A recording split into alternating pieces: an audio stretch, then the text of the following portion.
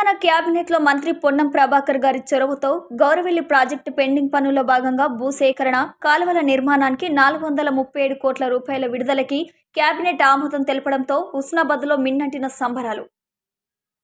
హుస్నాబాద్ నియోజకవర్గంలోని హుస్నాబాద్ పట్టణం వివిధ గ్రామాల్లో పెద్ద ఎత్తున టపాసులు కాలుస్తూ స్వీట్లు పంచుకున్న కాంగ్రెస్ పార్టీ శ్రేణులు.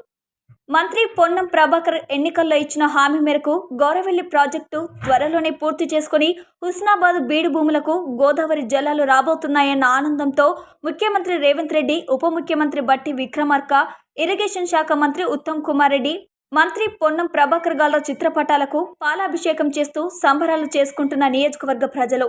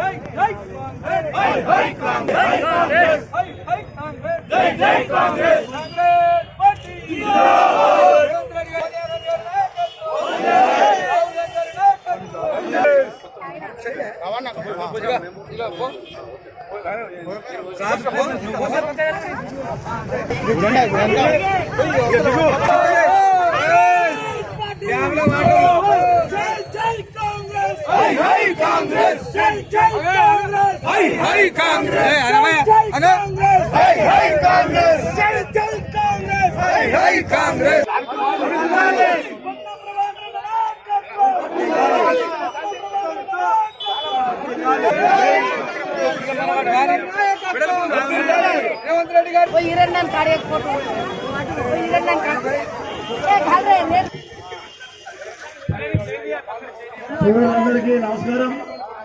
ముఖ్యంగా కాంగ్రెస్ నాయకులు